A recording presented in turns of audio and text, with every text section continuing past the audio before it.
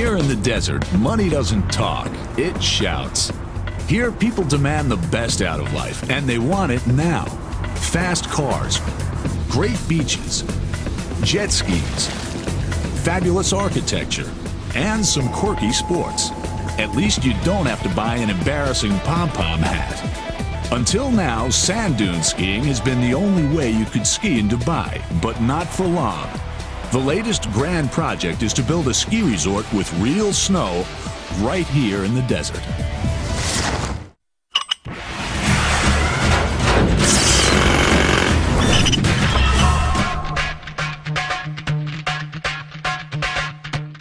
The kings of construction will turn the dream of making snow in the desert into reality. Chief Executive Phil Taylor, he has to deliver the biggest and best indoor ski resort in the world and do it on time and on budget. Head of construction Tim Kelly, he's responsible for building the world's largest real snow ski dome in the world's unlikeliest location. Long-suffering production director Stuart Ingram, the troubleshooter. He's paid by the owners to protect their interests. He has to watch the calendar and count the pennies. Uncompromising engineer Malcolm Clulo.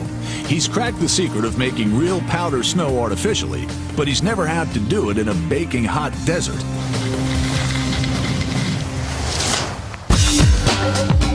Ski Dubai is a massive engineering project demanding solutions to some unprecedented problems. How do you lift a 3,000-ton section of ski slope 197 feet in the air? That's where eventually this has to end up. How do you build the world's biggest artificial ski slope in record time? Would it not have helped if we'd been told about this last week? The pressure on everyone now is just enormous. There's so much at stake. The temperature is unbearably hot. So apart from working in this horrendous heat, we've now got no electricity. They're nearly at breaking point. And if we don't open in time, there's huge penalties for everybody.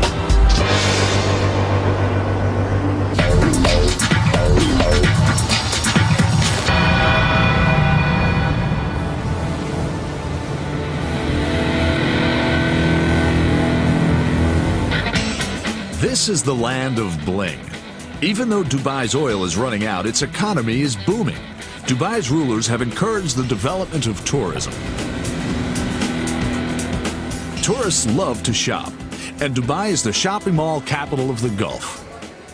But how do you make your mall stand out from the others?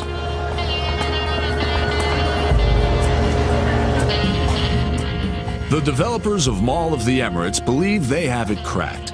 This giant construction site covers 6.5 million square feet of desert. It'll offer 2 luxury hotels of 900 rooms, car parking for 7,000 cars, a 14-screen cinema, and this, Ski Dubai.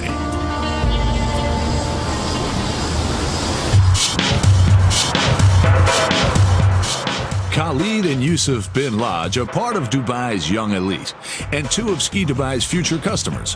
They can't wait to start snow skiing. Ironic, we're in the middle of the desert and everything is ski slope, but does it finally give people who live here, like me, an opportunity to go skiing without traveling to Switzerland or something, you know? Like I've never seen snow.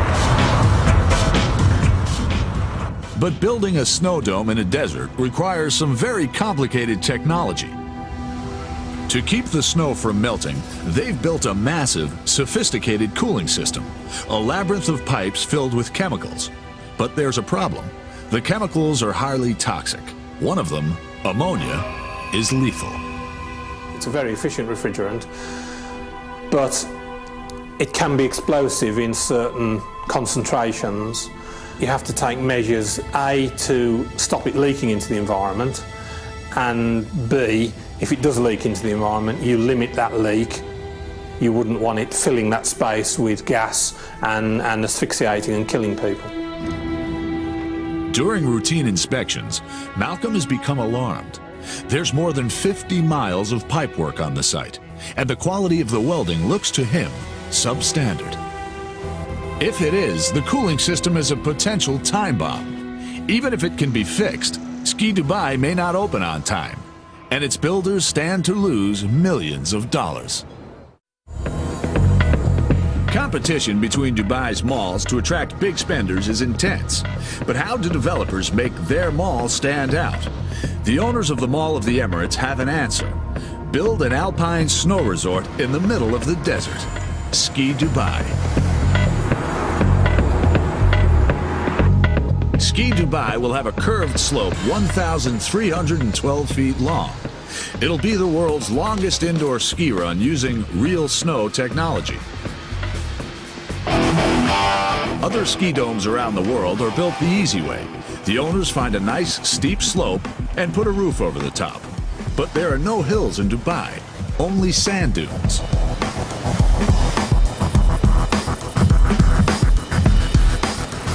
So Ski Dubai is being built on stilts over the world's largest shopping mall outside North America, the third biggest in the world. But how do you recreate real mountain snow in an artificial indoor environment? Inventor Malcolm Clulow has cracked nature's code. And here's the proof. This is Xscape Snow Dome in Milton Keynes, UK, one of the world's best indoor ski slopes.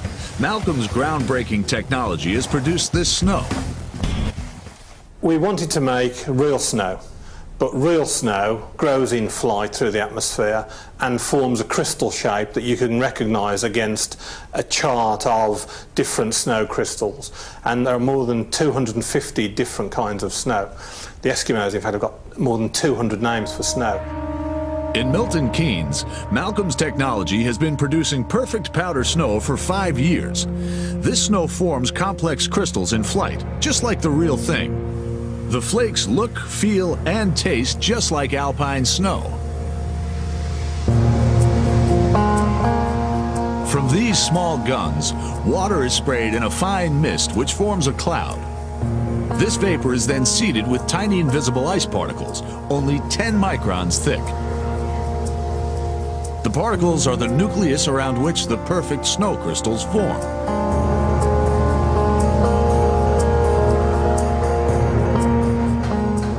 To keep the dome's 270,000 square feet at the right temperature, you need 10 megawatts of cooling capacity, with 24 coolers suspended from the ceiling. Temperatures inside Ski Dubai will be a constant 28 degrees Fahrenheit for skiing and 21 for snowmaking. And it all comes with a guarantee that 8 inches of fresh powder will fall every night. That's around 30 tons. The area of snow in here is equivalent to 3 football pitches, if that gives you an idea of the size of this, the space that we've created. We needed it completely column-free, which is how you end up with this 80-metre span, which is phenomenal as a size. And one of the things that I hope you can sort of quite see through here is this isn't a flat gradient or a level slope. This has got all variation of cambers, really aimed at making it feel like a real mountain would be. Ski Dubai will have 5 different slope gradients, including the world's first indoor black run. When covered with snow, this area of the slope will be 45 degrees. That's steep enough to force the most experienced skier into making jump turns. But with a run this steep, if you want to avoid a disaster, you need to come up with some novel engineering solutions. Just to this side, you can see one of our black runs, and it's actually being built in steps. And the reason is that if we don't build it in steps, the fear is that we'd actually have an avalanche with the snow sliding down the whole of the piste. So really trying to be very careful, because when you're building at these gradients, you've got to consider factors like that. And it's an example of how we're innovating the engineering of ski centres and indoor ski centres all the time. These problems are an engineer's nightmare and dream. Head of construction Tim Kelly is a man who takes pride in his work. This is a work of art, this. I mean, I just feel really, really sad that they're going to cover up all the graffiti. You're never going to see it, but just all the radial beams, the way it all comes together, the view you see of this, and the expanse of this volume. It's me, this is unique, this.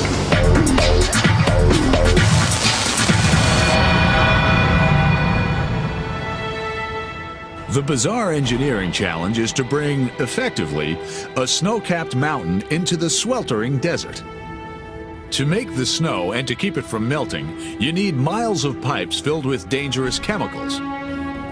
Given the risks, the authorities insist on the highest quality of materials and workmanship. Selection of pipe materials, selection of valves, selection of everything within the ammonia system, including the grade of welding that's applied on site. Ammonia, an extremely hazardous toxic chemical, is the main refrigerant. But during routine inspections, Malcolm has become alarmed that the ammonia cooling system may be unsafe. Because this refrigerant is explosive and is toxic, someone could get killed.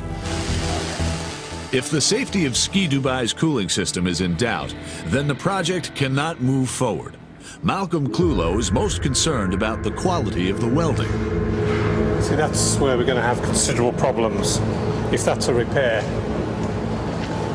Which it looks as if it might be. Yeah. This is such a big problem, you know. There's so many welds close together. Yeah. It's even rusting on the weld, which is never a good sign either. Yeah. You almost get to a point where strip it out and start again is the most practical. As part of their agreement, the contractors have to test 10% of the welds using non-destructive methods, meaning either X-rays or ultrasonic imaging. They chose to do an X-ray test, and you can see whether you get full fusion, whether you get any what's called inclusions, which would be oxides or dirt particles that have gotten into the weld in the process. And normally you would allow up to 10% of the 10% as a failure rate. Anything over that, and you increase the non-destructive test to 100%, because what it's telling you is that the welders are not up to the job. The results alarm the senior engineers. What we found was we got 40% failure of the 10%, which is huge. Look at the rust on the inside of the pipe as well. The welding inspector gives his verdict. How much of that, Roger, would be caused by the prep and how much by the fusion weld? The lack of fusion or lack of penetration that you're getting, I think, now is a welding defect based on welding or fit-up. Maybe the fitters who are fitting it up for the welder. Mismatch inside is a problem. Yeah. You know, fitter is an art to get it ready for the welder. Yeah. The contractors have already started repairing the welds. But even if the welds are repaired, will they be safe? Repeated welding can make pipes brittle. Okay, generally they say repair 1, repair 2, repair 3, cut it out. It goes brittle. Yeah. I think we've already seen evidence of a crack appearing on it. There you go. So this is one of the reasons why they say, well, it's best to take it out and refit it. The contractors are in for a grilling.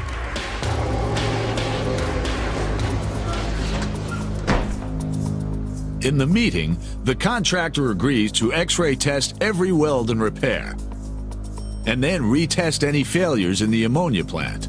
Meanwhile, engineers are facing one of the biggest challenges of this entire operation.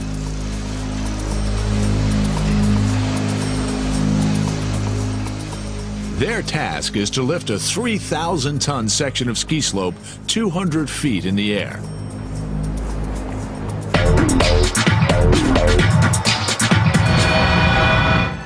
Most buildings are built from the ground up. The higher you go, the more scaffolding you need. Project Director Stuart Ingram has decided to use a method that'll save time and money. One of the big hidden costs that you'll see on jobs of high structures or whatever else is the temporary works that are required to build it. And that was one of the big drivers that led us to push away from traditional construction to strand jack. Strand jacking means constructing a building on or close to the ground and then lifting it into its final position. This 300-foot section of ski slope is nearly complete. Today it's close to the ground, but not for long. Soon it'll be lifted 200 feet to form the upper section of the slope.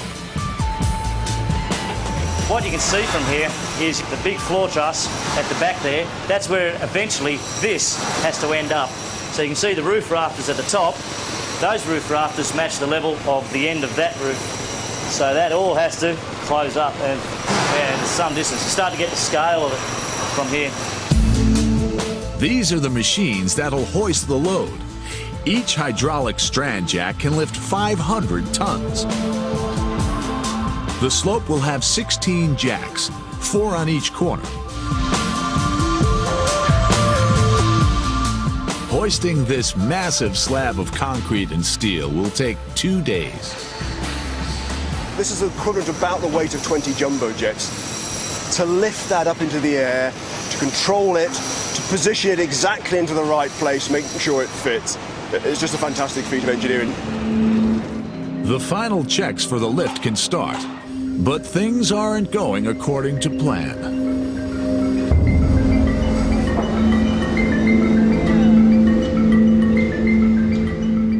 Tim has returned to his office. He's concerned that the weather is deteriorating. Should he call the operation off? On the weather forecast here, I don't know if you can see it. You can see here the wind speed in knots. And what we have here, which is concerning to us, is that sometime in the afternoon this evening is a peak before it starts to ease. The wind, the effect of the wind on the structure is something we've always been debating. It's something we've been nervous about. Yeah. You don't want something that heavy uncontrolled. You know, you're talking about 3,000 tonnes on an end of a rope. You know, once it starts to swing, basically the thing will start moving like a pendulum. You can't stop it. You can't stop it. So decision is? Decision is tomorrow morning? Tomorrow morning, first thing. The strong winds arrive and a sandstorm develops. In Dubai, a sandstorm can last 5 days. Obviously very disappointed the lift hasn't gone ahead today, but that's better to be on the safe side, and it's far better that we heed the warnings of the weather forecasters and the engineers, and obviously call it for tomorrow now. But disappointing.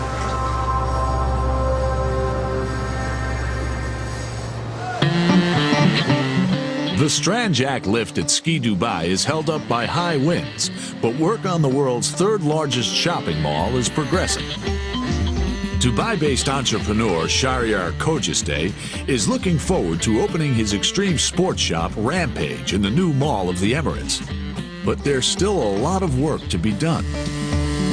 Rampage is all about skate, surf and snow. What's going to happen is that the shop front is going to be as though you're walking through a big pair of snow goggles. So you walk through the arch of the nose bridge, basically.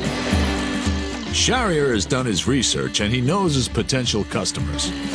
With these indoor ski parks, you get a lot of very fast and good progression with the kids that are learning these sports, and they end up becoming better than the guys that are out on the mountains because they can do it every day. But given the construction holdups, will his shop open on time?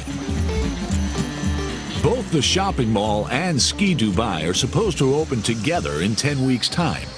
But the mall is now 3 weeks behind schedule, and Ski Dubai a month behind. The contractors are under pressure to catch up, and the local weather is not helping the situation. Luckily, the sandstorm is blown over during the night. The weather's now perfect for strand jacking. The workers arrive at the site full of anticipation. Today is the day. Stress levels build as the new lift deadline approaches.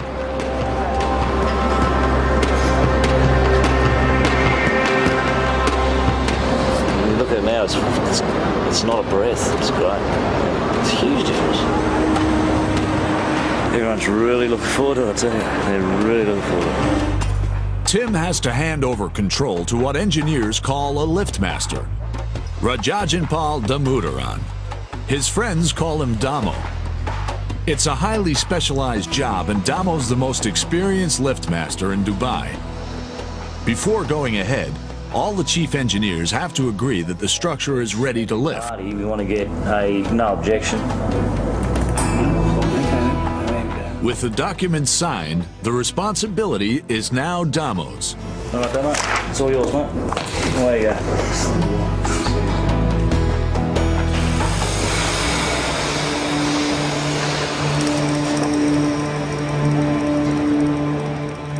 Most of the lift engineers are Hindu, and to placate the gods, they hold a religious ceremony before the lift can begin.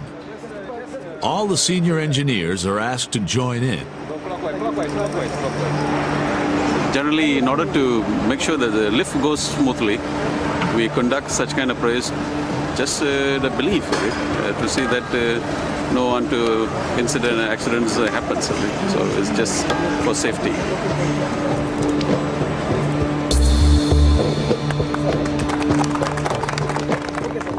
The head of construction, Tim Kelly, is also feeling anxious. There's a lot of things that can go wrong, and down the worst thing is it could fall. After hours of anxious anticipation, the lift starts. Okay, 4 and 5? 4 on 4.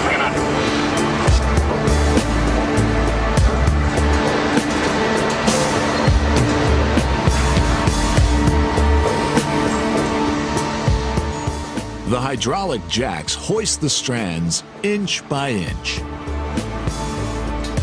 The first fifth of an inch is the hardest. This is where all the stresses are at their most critical. It's been erected on a series of legs, if you like, and these legs are in a different profile or a different shape as to what it will be eventually. So as we start to lift it, the structure will move on its own accord and start to flex and bend and take its final position.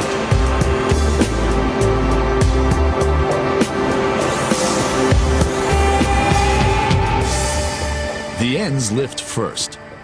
The rigid concrete and steel structure bends and sags slightly in the middle, so the center is last to rise up. Now the structure begins to make long, low groans. This is the slope flexing as it lifts off its supports. That's part of what we're looking for. We're trying to hear what the structure does. It almost tells you what's going on. Good noise is a sort of a squeak type, so it's a little stretching thing. Bad noise is a crack. You hear a bloody bad thump, then. The operation is going to plan, and the structure clears its supports. Then there's a problem. The strand jack computer system suddenly crashes. The system regulates the jacks so that the structure stays level. If the lift is uneven, the 3,000-ton section will twist, buckle, and collapse. The strand jack lift at Ski Dubai has come to a sudden halt. The engineers must find out what's caused the computer crash. How long will the 3,000-ton slope have to dangle in midair? If a strong wind suddenly develops, as they often do in Dubai, the structure is vulnerable. The massive surface area could become a huge sail swaying in the gusts and smash the strand jack towers.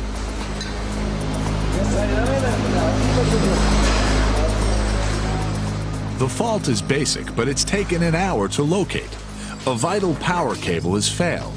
Relieved, Damo restarts the lift.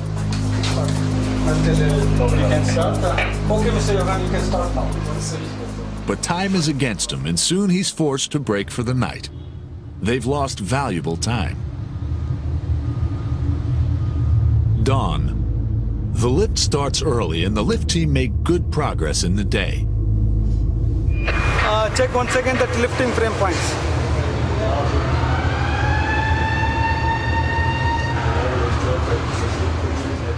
But at 5:30 in the afternoon,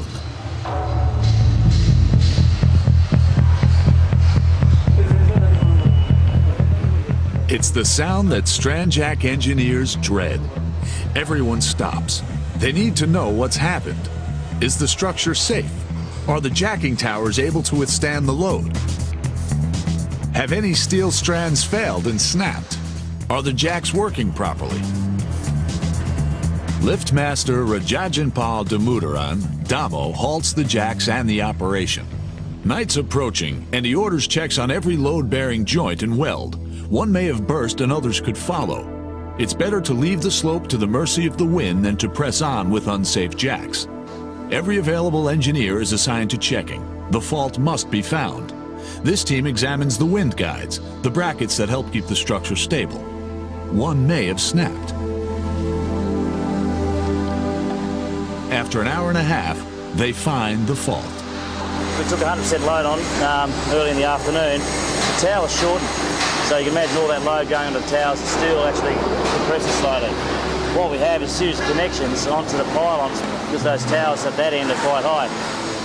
What happened is that as it shortened, one of the sliding connections was supposed to slide sort of bound a bit, and then later on just dropped it into its position. That was the noise we all heard, and it's a very sharp thud.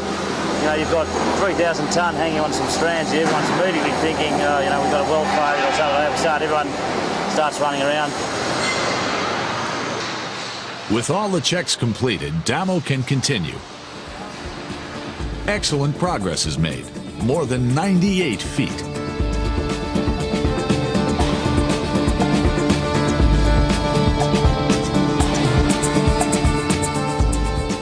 The final fractions of an inch are critical.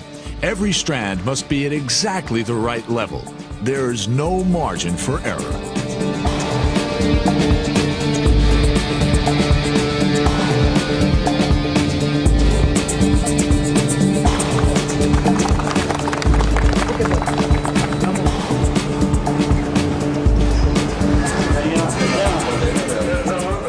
The lift is over and the team celebrates.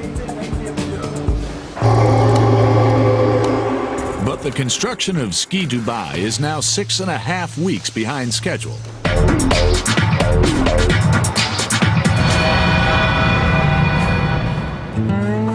The next phase of construction. Production director Stuart Ingram's day begins badly. The drag lift ramp that will haul skiers to the top of the Black Run is too steep and too short. This ramp was difficult and expensive to secure to the cladded walls. Now Stuart has to tear it down and rebuild it. I mean, you saw the work that was involved in putting the initial or the original steel support in. There's a considerable amount of work involved in doing it, and now we need to replicate it. It's yet another delay that will cost time and money.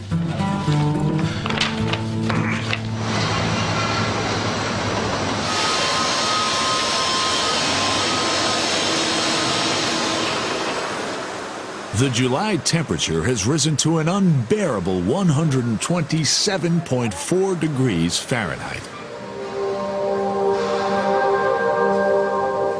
It's not just the engineers who are behind schedule. The interior designers are too. They're carving artificial rock out of concrete, but it's setting fast. Then, without warning, the power shuts down. The carver's tools are now useless and work has to stop. The problem we've got right now is you know, one of the phases has gone down with the power. So apart from working in this horrendous heat, we've now got no electricity. So the danger is that all the material you've sprayed on the wall is all now going to go off before we can start carving. Putting more people on the job isn't an option. It's a huge problem because the work that we do is an art. You know, we've got artists carving in wet cement, and you cannot get more artists. You can't go to the market and say, give me 10 more artists. You've only got the team that we have. So it's an extremely difficult thing to catch up time.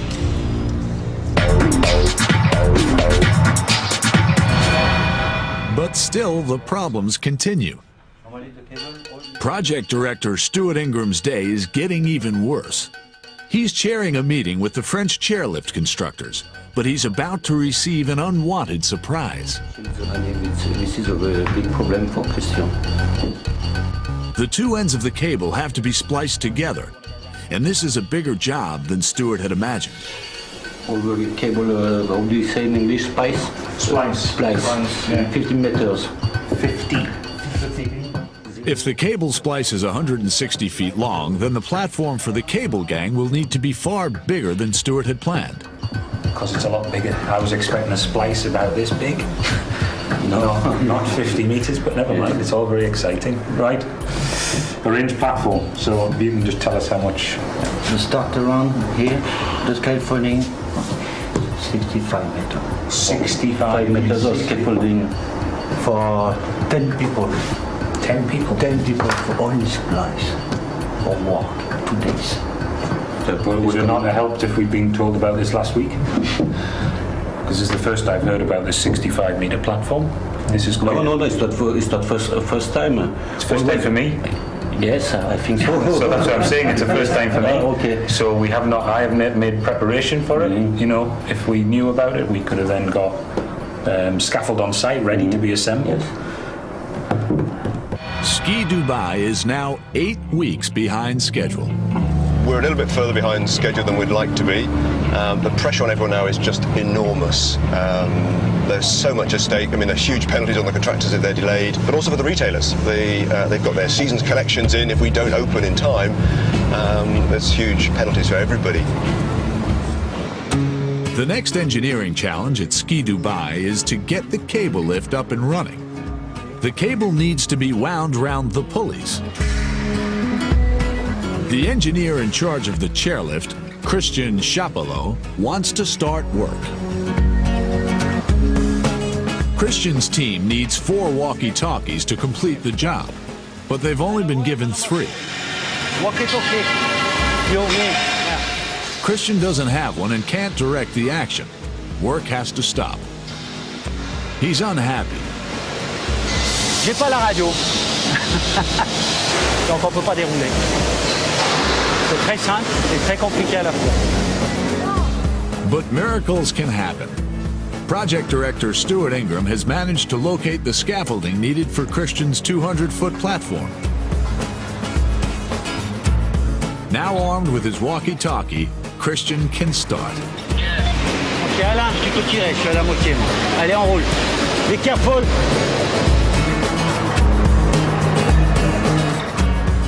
But Christian's not happy for long.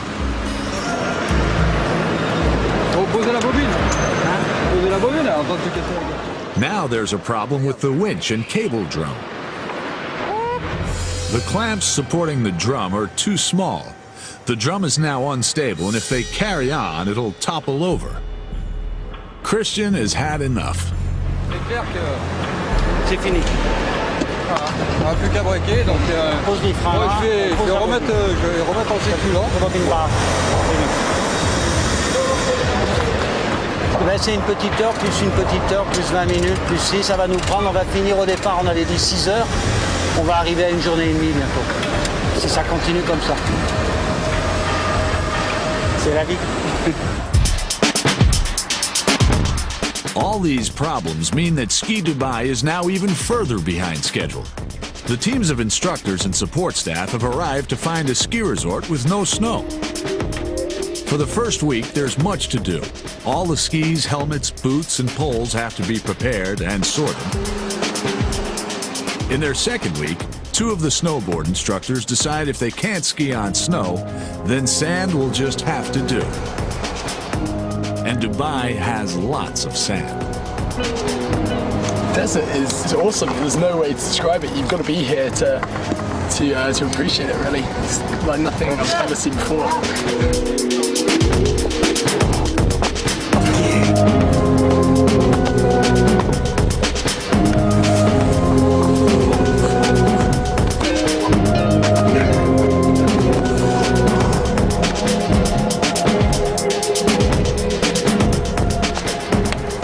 Sandboarding is incredible. It's very different to snowboarding, but a great experience, certainly. Yeah, I thought the sandboarding was pretty cool there. It's a bit slower than snow, obviously, but it tastes a little different as well. Yeah.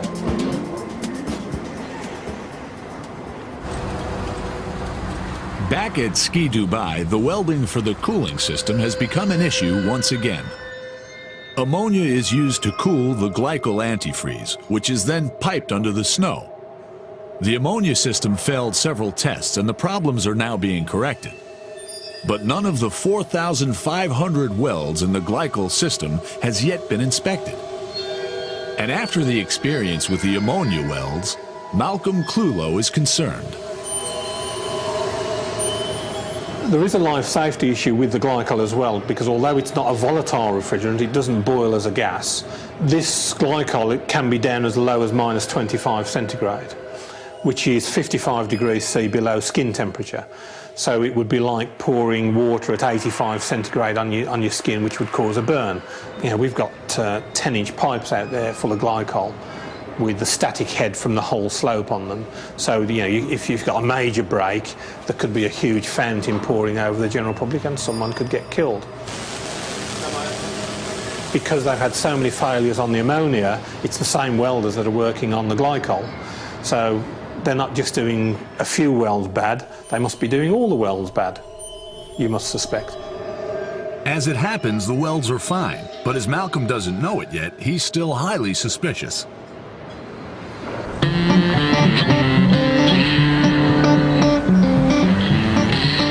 Meanwhile, the shopping mall is a month behind schedule, but 160 stores are opening tomorrow.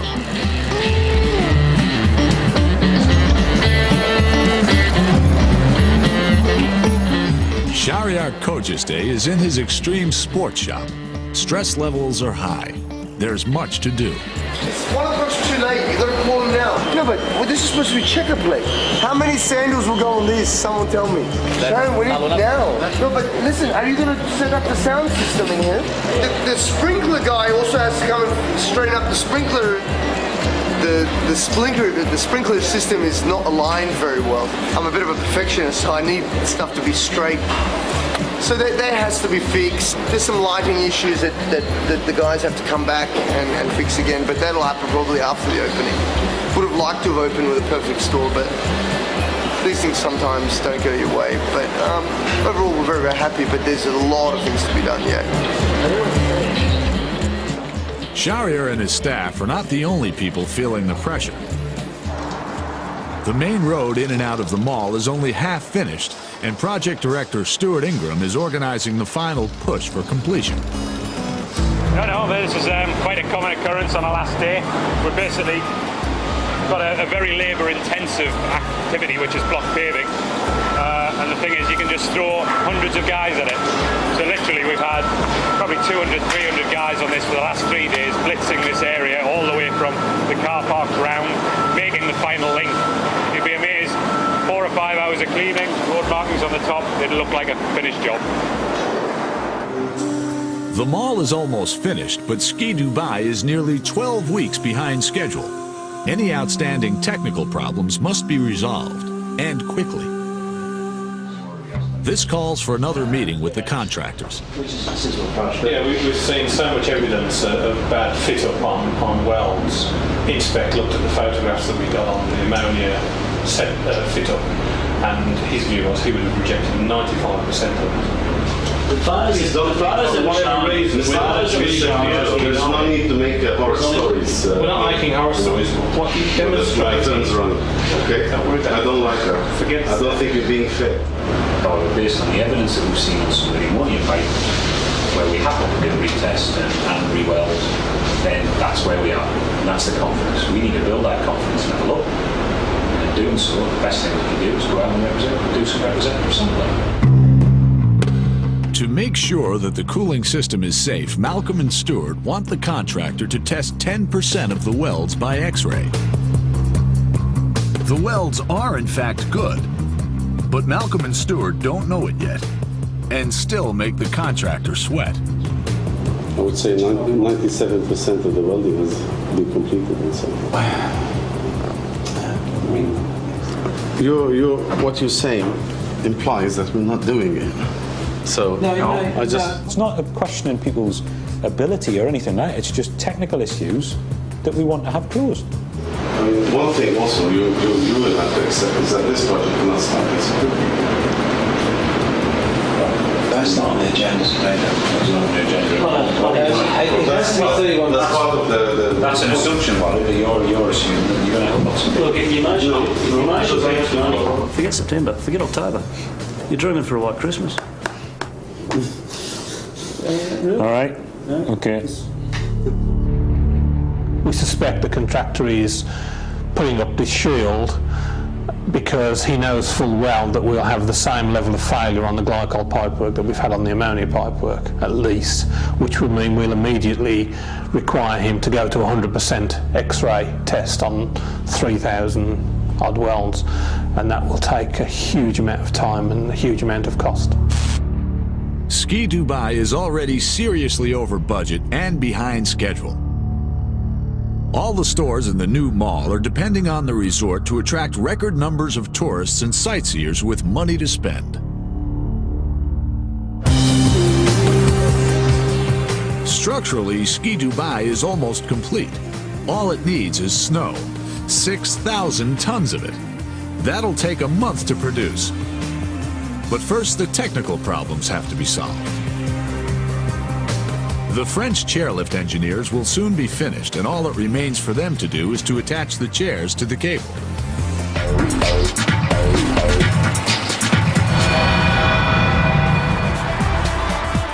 The shopping mall has to open without Ski Dubai.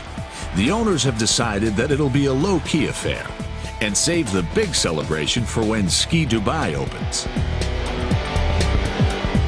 But Shahryar Khujeste wants some of his best future customers to open his new store, and a formal ribbon-cutting ceremony just isn't their style.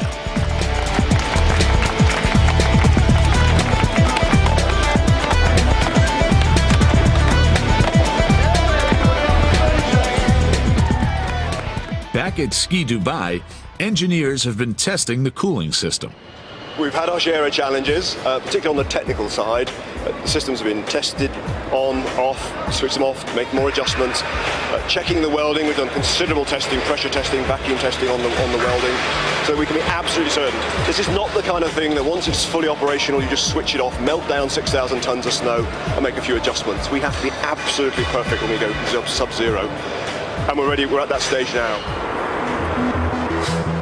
Finally, all the technical problems at Ski Dubai are solved. It's 3 months late, but snow has finally started to fall in the desert.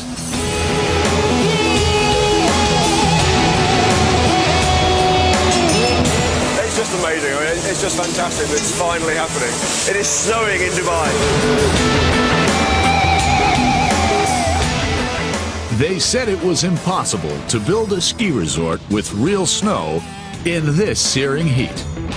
But engineers like Stuart Ingram, Malcolm Clulow, Tim Kelly, and Philip Taylor found a way.